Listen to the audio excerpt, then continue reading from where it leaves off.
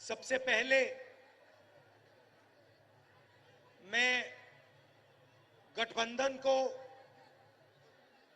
सोरेन जी को, हमारे सब एमएलए को बधाई देना चाहता हूं कि आपने बीजेपी और आरएसएस की जो साजिश थी उसको रोका और यहां गरीबों की सरकार को मेंटेन किया, उसकी रक्षा की।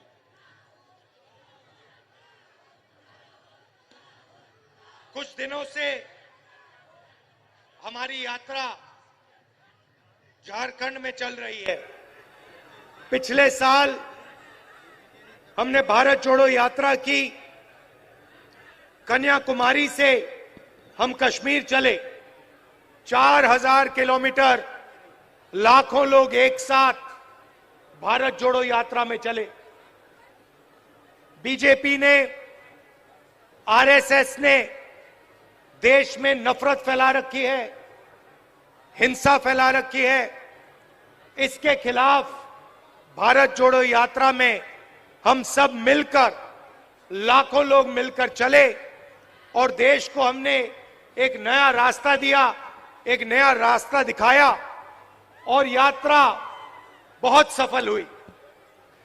यात्रा में काफी लोग हमारे पास आए, झारखंड से आए, उड़ीसा से आए, बाकी प्रदेशों से आए। उन्होंने कहा, देखिए आपने भारत जोड़ो यात्रा की, कन्याकुमारी से आप कश्मीर चले, मगर झारखंड का क्या होगा, उड़ीसा का क्या होगा, बंगाल का क्या होगा? इधर तो आपने यात्रा नहीं की। आपको दूसरी रात यात्रा करनी चाहिए। मणिपुर से महाराष्ट्र एक और भारत जोड़ो यात्रा करनी चाहिए। और ये हजारों लोगों ने हमसे कहा, इसीलिए आज मैं आपके सामने खड़ा हूं। मणिपुर से महाराष्ट्र दूसरी भारत जोड़ो न्याय यात्रा हम कर रहे हैं। और आपने देखा झारखंड में कितने जोश से, कितनी शक्ति, कितनी ऊर्जा झारखंड की आम जनता ने हमारी यात्रा में डाली। तो आपका मैं दिल से धन्यवाद करना चाहता हूं।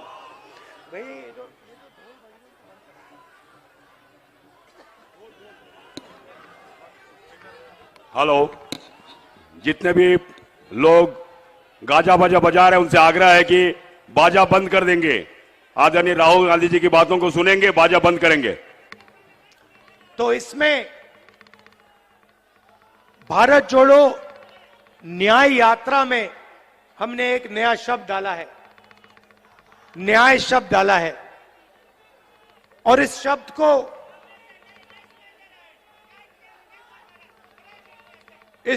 को देश में आज बहुत अच्छी तरह समझा जा रहा है। ये जो एचईसी के पोस्टर लिए हैं, आप अन्याय शब्द को बहुत अच्छी तरह समझते हो, क्योंकि आपके खिलाफ अन्याय किया जा रहा है। किया जा रहा है, नहीं किया जा रहा है? जोर से बोलो, दिल्ली तक सुनाई देना चाहिए। देखिए, पब्लिक सेक्टर एंटरप्राइज है, इसका आस्ते आस्ते नरेंद्र मोदी जी और उनकी सरकार इसका आस्ते आस्ते आस्ते आस्ते गला घोट रहे हैं। सही? बताइए, एचईसी का गला क्यों घोटा जा रहा है? क्योंकि सरकार और बीजेपी चाहती है कि एचईसी काम ना करे और आने वाले कल एचईसी फैक्ट्री का नाम बदलकर अदानी नाम का नेम प्लेट इसके ऊपर लगा दिया जाए। इसको प्राइवेटाइज कर दिया जाए। और भाइयों और बहनों, आज एचईसी के लोग आए हैं, मगर जहां भी मैं जाता हूं वहां पे ऐसे किसी ना किसी पब्लिक सेक्टर यूनिट के लोग बैनर लिए पोस्टर लिए, झंडा लिए खड़े दिखते हैं। BHEL, HAL, HEC, क्योंकि मोदी सरकार सारे के सारे पब्लिक सेक्टर यूनिट्स को आस्ते आस्ते आस्ते मारकर एक ही नेम प्लेट लगाना चाहती है। भाइयों बहनों, BHEL नहीं, HAL नहीं, HEC नहीं, इंडियन ऑयल नहीं, अदानी।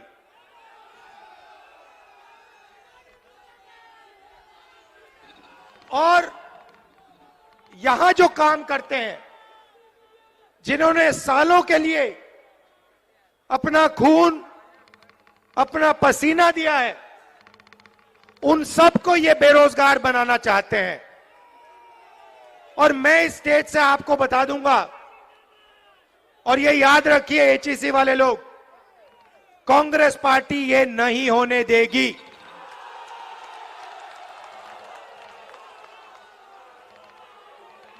बीजेपी के लोगों से मैं कहता हूं, कर लो जो करना है, अदानी का नाम HEC पे नहीं लगेगा, हम नहीं लगने देंगे।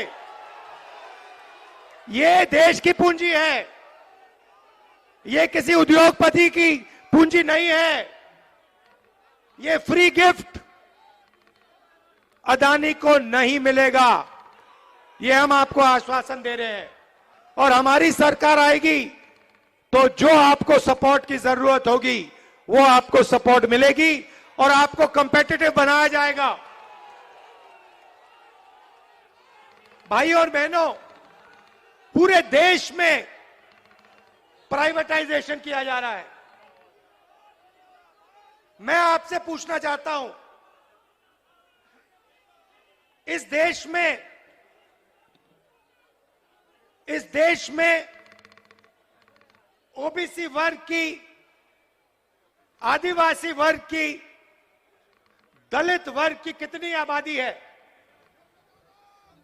सबसे ज्यादा मत बोलो भैया, मुझे नंबर दो, मुझे नंबर दो। कितने प्रतिशत आदिवासी, दलित और पिछड़े लोग हैं इस देश में? नंबर दो। देखो, कोई नंबर नहीं दे सकता, कोई नहीं बता सकता कि इस देश में इतने पिछड़े लोग हैं। भाइयों और बहनों, बात आप समझिए, देश में कम से कम 50% ओबीसी वर्ग के लोग हैं। सही बात है। और मैंने कम से कम शब्द का प्रयोग किया है।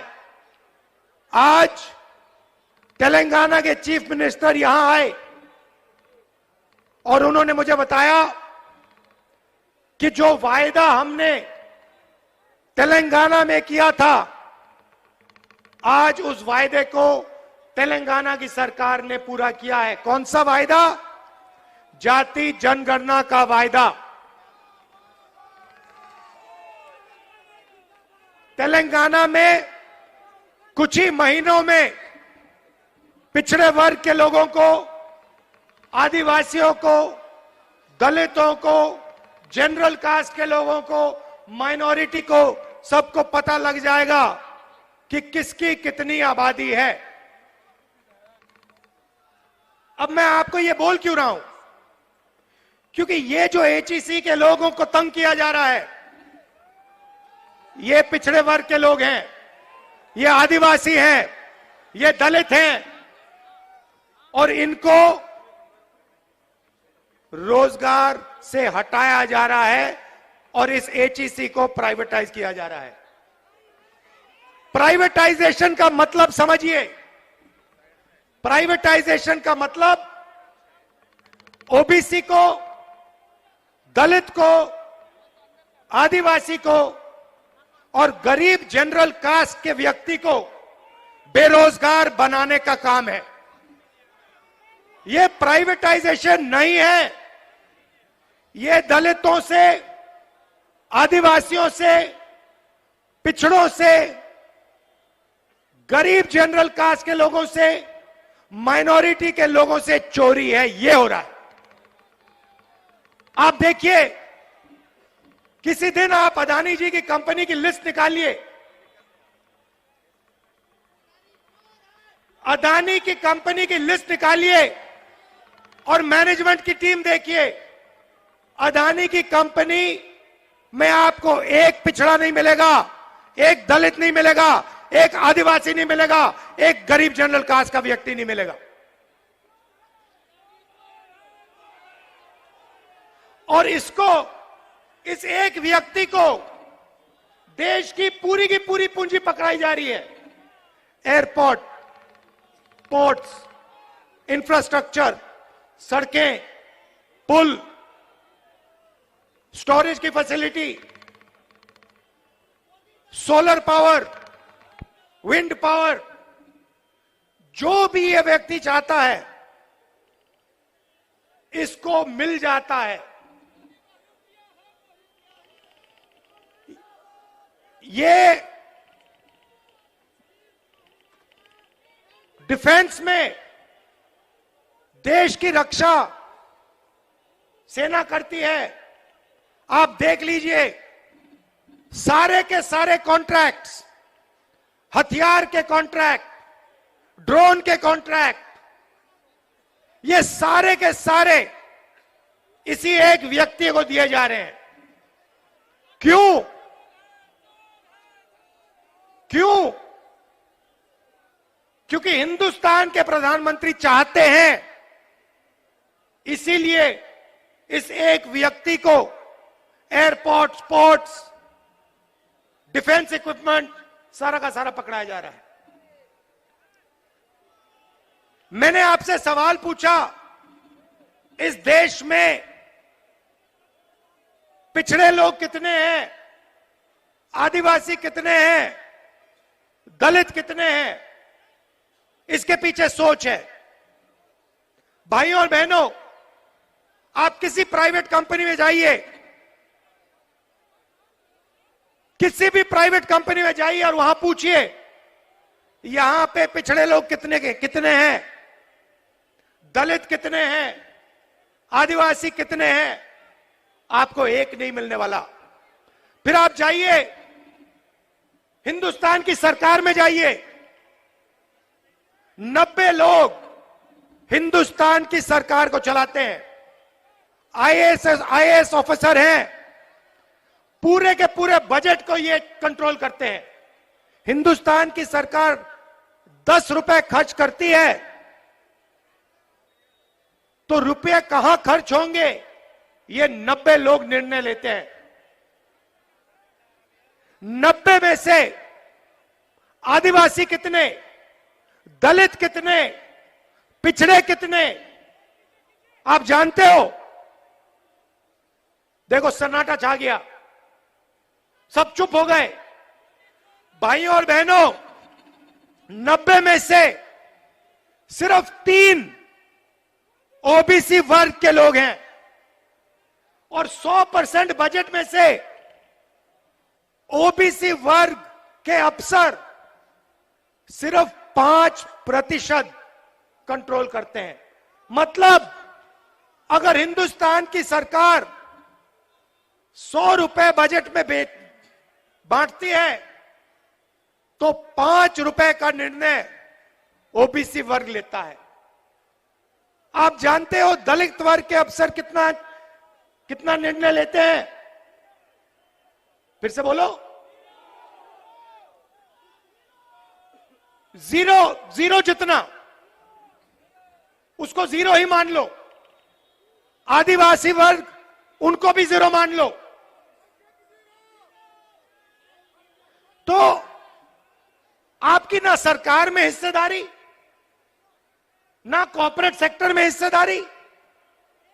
आप जाइए, लिस्ट निकालिए, प्राइवेट अस्पतालों की लिस्ट निकालिए, उसमें देखिए, उसमें आपको दलित नहीं मिलेगा, मैनेजमेंट में एक ओबीसी नहीं मिलेगा, एक मालिक नहीं मिलेगा, एक आदिवासी, एक दलित, कोई नहीं मिलने वाला उसमें।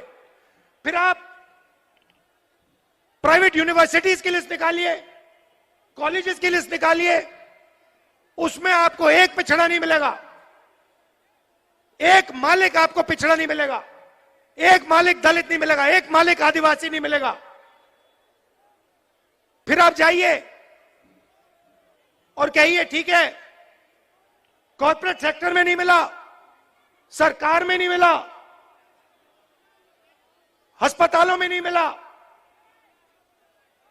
यूनिवर्सिटी कॉलेज में नहीं मिला, और फिर आप लिस्ट निकालिए जो कॉन्ट्रैक्ट से काम करते हैं, कॉन्ट्रैक्ट लेबर की लिस्ट निकालिए, और उस लिस्ट में आपको सिर्फ ओबीसी, दलित और आदिवासी मिलेगा, और कोई नहीं मिलने वाला। तो पिछड़ों को, दलितों को, आदिवासियों को, सही बात बोली, उनको कॉन्ट्रैक्ट लेबर, उनको मजदूरी, बॉन्डेड लेबर बनाया जा रहा है। और बड़ी बड़ी कंपनियों में, अस्पतालों में, कोर्ट्स में, स्कूल कॉलेजेस में इनकी कोई हिस्सेदारी नहीं है। तो सबसे पहले यह पता लगाना है कि इस देश में दलित, आदिवासी और पिछड़े हैं कितने। 50% कम से कम पिछड़े वर्ग के लोग हैं, 8% आदिवासी हैं, 15-16% दलित हैं, और इनकी हिस्सेदारी है ही नहीं, कहीं भी नहीं है, कहीं भी नहीं है। किसी भी मजदूर के पास चले जाओ। आज मैं अभी सड़क पे था,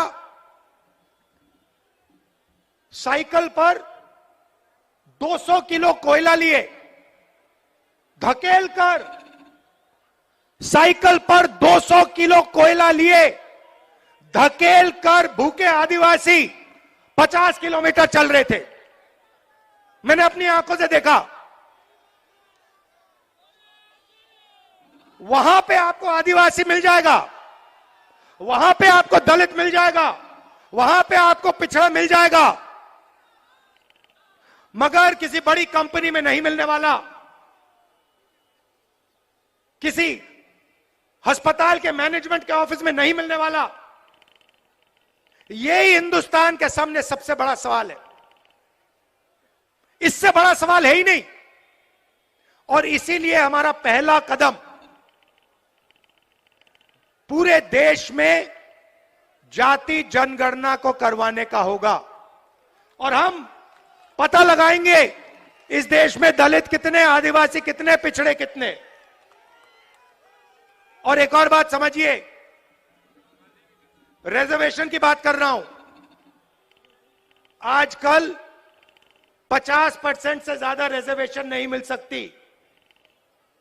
ये जो 50% का लिमिट है, इसको कांग्रेस पार्टी की सरकार, इंडिया की सरकार उठा के फेंक देगी। और हम जो दलित हैं, आदिवासी भाई हैं, उनके रिजर्वेशन में कोई कमी नहीं आएगी, मैं आपको गारंटी देके कह रहा हूं। और जो पिछड़ों का हक बनता है वो उनको मिलेगा। तो ये देश का सबसे बड़ा मुद्दा है, इससे बड़ा मुद्दा है ही नहीं। सामाजिक अन्याय और इसी से जुड़ा हुआ आर्थिक अन्याय। आप मुझे बताइए, जीएसटी से छोटे व्यापारियों को, मजदूरों को, स्मॉल और मीडियम बिजनेस वालों को फायदा हुआ? मुझे हाथ उठा के दिखा दो इस, यहां पे, नहीं हाथ नीचे करो, यहां पे एक व्यक्ति जिसको जीएसटी से फायदा हुआ हो, मुझे दिखा दो। कौन है ये? अंबानी को फायदा हुआ, अदानी को फायदा हुआ, देश के अमीर लोगों को फायदा हुआ। ये एचएसई में जो काम करते हैं, इनका जबरदस्त नुकसान हुआ। जीएसटी कौन देता है? जीएसटी अमीर लोग नहीं देते। जीएसटी वो मजदूर देता है जो 200 किलो को धकेल रहा था, वो उतनी ही जीएसटी देता है जितनी अदानी देता है, अंबानी देता है। वो शर्ट खरीदता है, उतनी ही जीएसटी लगती है जितनी अदानी जी की शर्ट को लगती है। तो पैसा कहां से जा रहा है? बजट का पैसा कहां से जा रहा है? दलितों से, आदिवासियों से, पिछड़ों से, गरीब जनरल कास्ट के लोगों से, माइनॉरिटी से। और जा कहां रहा है? अरबपतियों के जेब में, अदानी की जेब में, इन लोगों की जेब में। इसीलिए देश में भयंकर बेरोजगारी फैल गई है। इन्होंने क्या किया? सारे छोटे व्यापारियों को खत्म कर दिया। जो छोटा बिजनेस करते थे, जो स्मॉल और मीडियम बिजनेस करते थे, उनको सबको मार दिया। दो हथियार का प्रयोग किया इन्होंने। पहले प्रधानमंत्री ने झूठ बोला और कहा कि मैं काले धन के खिलाफ लड़ाई लड़ रहा हूं और नोटबंदी कर दी। नोटबंदी ने हिंदुस्तान के सब छोटे बिजनेस वालों को खत्म कर दिया, उड़ा दिया। यह अदानी जी के लिए काम किया। उसके बाद जीएसटी लागू कर दी। नतीजा हुआ कि आज हिंदुस्तान का युवा रोजगार पा ही नहीं सकता। जितना भी ढूंढना है ढूंढ लो। मैं झारखंड के युवाओं से कह रहा हूं, देश के बाकी युवाओं से कह रहा हूं, जितना आपको ढूंढना है ढूंढो। नोटबंदी के बाद, जीएसटी के बाद, नरेंद्र मोदी जी की पॉलिसीज के बाद छोटे बिजनेसेस हैं ही नहीं। ये देश की रीढ़ की हड्डी है। ये बेरोजगार देते हैं, इनको खत्म कर दिया। तो जब तक दिल्ली की सरकार नहीं बदलेगी, तब तक इस देश में युवाओं को रोजगार नहीं मिल सकता। सीधी बात है। और मैंने, अब मजे की बात देखिए, पहले नरेंद्र मोदी कहते थे, हर भाषण में कहते थे, मैं ओबीसी हूं। याद है आपको? तो मैंने प्रधानमंत्री से कहा, प्रधानमंत्री जी आप ओबीसी हैं, आप पिछड़े वर्ग के हैं, तो आप ऐसे करिए, जाति जनगणना लागू कर दीजिए। देश को बता दीजिए कि आप जैसे पिछड़े वर्ग के लोग कितने हैं। उसके एकदम बाद नरेंद्र मोदी भाषण देते हैं, कहते हैं भाइयों और बहनों, देश में दो ही जात हैं, एक अमीर है और एक गरीब है। वारे वाह, एक अमीर है और एक गरीब है। तो फिर आप कहां के ओबीसी बन गए? जब ओबीसी को हक देने का टाइम आया, रिजर्वेशन देने का समय आया, सामाजिक न्याय देने का समय आया, दलितों को, आदिवासियों को न्याय देने का समय आया, तो नरेंद्र मोदी जी कहते हैं इस देश में तो जाति नहीं है। और जब वोट लेने का समय आता है तो नरेंद्र मोदी कहते हैं मैं तो ओबीसी हूं, मैं तो ओबीसी हूं। आप कैसे ओबीसी हैं? तो देश में सामाजिक न्याय, अन्याय, आर्थिक अन्याय, महिलाओं के खिलाफ अन्याय, किसानों के खिलाफ अन्याय, मजदूरों के खिलाफ अन्याय, ये 5 बड़े बड़े अन्याय हो रहे हैं। और ये हर रोज कहीं ना कहीं आपको दिखेंगे। ये सरकार को, मोदी जी को नहीं दिखते, उनके मंत्रियों को नहीं दिखते, मगर बाकी हिंदुस्तान को हर रोज ये दिखते हैं। और इन अन्याय के खिलाफ हमने न्याय यात्रा शुरू की है। ये हमारा लक्ष्य था। और इससे देश को हमने एक दूसरी विचारधारा दी है कि देखिए, नफरत से, हिंसा से कुछ नहीं होने वाला, कुछ नहीं होने वाला। बेरोजगारी फैलेगी, महंगाई बढ़ेगी, यही होने वाला है। और ये आपको पिछले 10 साल में दिखा है। जितनी नफरत बढ़ती है, जितनी हिंसा बढ़ती है, उतनी बेरोजगारी बढ़ती है, उतनी महंगाई बढ़ती है, उतना पैसा अदानी जी का बनता है। तो ये हो क्या रहा है? ये आपको लड़ाते हैं, एक दूसरे से लड़ाते हैं और आपसे कहते हैं देखो, एक धर्म दूसरे धर्म से लड़ो, एक जात दूसरी जात से लड़ो, एक भाषा दूसरी भाषा से लड़ो। समाज में हिंसा फैलाते हैं और फिर आपकी जेब में से आपका पैसा उठा के अदानी जी की जेब में कर देते हैं। यही हो रहा है। और आखिरी बात आपसे कहना चाहता हूं, यहां पे आपकी सरकार को ये क्यों हटाए?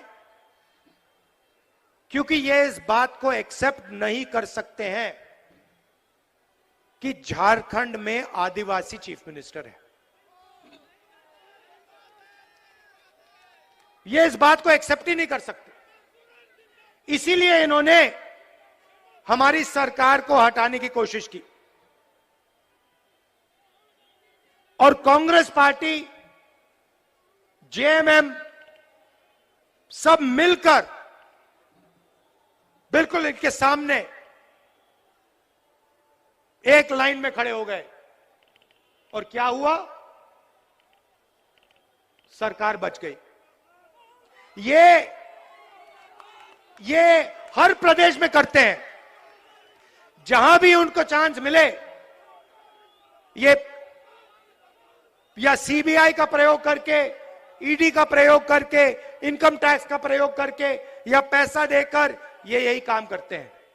लोकतंत्र पे ये आक्रमण कर रहे हैं, संविधान पे ये आक्रमण कर रहे हैं, क्योंकि ये जनता की जो आवाज है इसको दबाना चाहते हैं। और कांग्रेस पार्टी, हमारा गठबंधन, इंडिया गठबंधन, लोकतंत्र की जो आवाज है उसको कभी नहीं दबने देगा। तो आप सब यहां आए, आपने इतनी हमारी मदद की, सड़कों पे लाखों लोग निकले। मोदी मीडिया, देखिए मोदी मीडिया, मैंने कहा प्रेस के हमारे मित्रों, मगर ये हमारे मित्र नहीं है, ये हमारे मित्र नहीं है। ये रिपोर्टर है, ये हो सकते हैं बेचारे, मगर इनके जो मालिक हैं वो हमारे मित्र नहीं है, उनके मित्र दूसरे हैं। तो आप सबसे मैं धन्यवाद करना चाहता हूं कि आप लोकतंत्र के लिए लड़ रहे हो, आप संविधान के लिए लड़ रहे हो और आप इस देश की रक्षा कर रहे हो, देश की रक्षा कर रहे हो। आखिरी बात, नहीं बोलो, जोर से बोलो, नहीं एक सेकंड, जोर से बोलो। ये देखो, सरना कोड देना होगा और ये काम हम आपके लिए करवा के डिलीवर कर देंगे। घबराइए मत, डरिए मत। धन्यवाद, जय हिंद।